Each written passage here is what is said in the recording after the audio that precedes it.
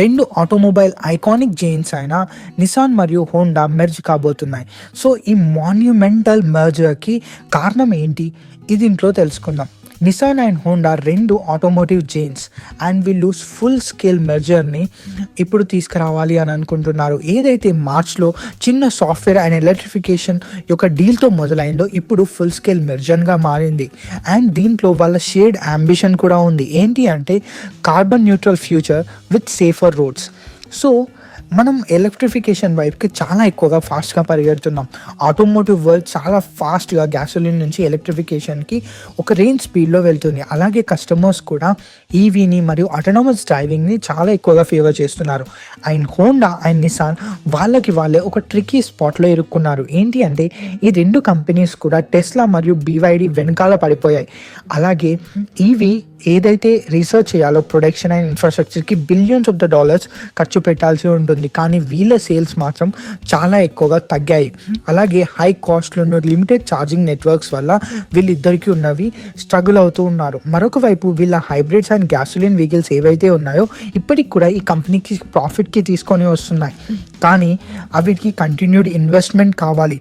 And అవిటికి investment చేసిన తర్వాత ఈవీకి and future ఇన్వెస్ట్మెంట్కి వీళ్ళ దగ్గర డబ్బులు ఉండట్లేదు.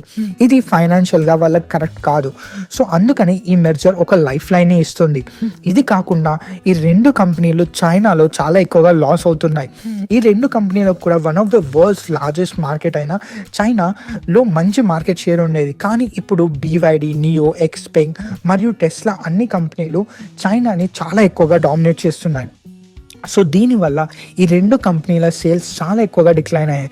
లాస్ట్ ఇయర్ మనం నిసాన్ కంపెనీ చూసుకుంటే 13% డ్రాప్ అయింది వీళ్ళ సేల్స్. అలాగే హోండాని చూసుకుంటే అది ఇంకా వర్స్ట్. అండ్ ఇంకొకటి నిసాన్ మరియు హోండా ఏవైతే ప్రొడక్షన్ చేశాయో అవి ఓవర్ కెపాసిటీలో ఉన్నాయి. సో దీనివల్ల ఈ మర్జర్ కొంచెం అట్లీస్ట్ వాళ్ళకి చిన్నగా రిలీఫ్ని ఇస్తుంది. ఇది కాకుండా వాళ్ళ కాస్ట్లు అనేటివి చాలా ఎక్కువగా పెరుగుతున్నాయి. అలాగే ప్రాఫిట్స్ అనేటివి కూడా చాలా ఎక్కువ తగ్గుతున్నాయి. Nissan last year 6% of the వాళ్ళ వర్క్ ఫోర్స్ని తీసేసింది. అలాగే లాస్ట్ క్వార్టర్లో చూసుకున్నట్టయితే $60 million లాస్ అయింది. అండ్ హోండా కూడా ఏం బెటర్గా చేయలేదు. దగ్గర 15% డ్రాప్ అయింది ఆపరేటింగ్ ప్రాఫిట్లో. ఇది దగ్గర లాస్ట్ 2 years నుంచి వచ్చిన ఫస్ట్ డిక్లైన్ హోండాకి. సో ఈ మర్జర్ ఎందుకని వర్క్ చేస్తుంది అని చెప్పేసి తెలుసుకుందాం. హోండా మరియు నిసాన్కి రెండు ఒకవేళ కంబైన్డ్ ఎంటిటీ సింగిల్ ఎంటిటీగా మారితే వరల్డ్స్ థర్డ్ లార్జెస్ట్ ఆటోమేకర్గా మారిపోతుంది, జస్ట్ టయోటా మరియు వోక్స్‌వ్యాగన్ బిహైండ్లో. అండ్ ఇది కాకుండా ఈ రెండు కంపెనీలకు కూడా కొన్ని యూనిక్ స్ట్రెంగ్త్స్ ఉన్నాయి. నిసాన్కి యూరోప్లో చాలా ఎక్కువగా మంచి మార్కెట్ ఉంది. అలాగే హోండాకి నార్త్ అమెరికాలో చాలా ఎక్కువగా మార్కెట్ ఉంది. అండ్ హోండా ఇప్పుడు ఈవీలో న్యూ కమర్ నిజం చెప్పాలంటే. అలాగే నిసాన్ ఏమో వాళ్ళ ఫస్ట్ ఎలక్ట్రికల్ కార్ దగ్గర 10 years ముందు లాంచ్ చేసింది. సో వీళ్ళ ఎక్స్పర్టీస్, మార్కెట్ రీచ్ అన్ని రీసోర్సెస్ అన్నీ ఒక దగ్గరనే పోల్ చేస్తే రెండూ కలిసి దగ్గర 30 trillion yen సో టోటల్ సేల్స్గా పొందొచ్చు. అలాగే ప్రాఫిట్స్ వచ్చేసి దగ్గర 3 trillion yen దాకా ఉండొచ్చు. సో ఈ మెర్జర్ జస్ట్ సర్వైవల్ స్ట్రాటజీ మాత్రమే కాదు, నిజం చెప్పాలంటే ఒక బోల్డ్ మూవ్.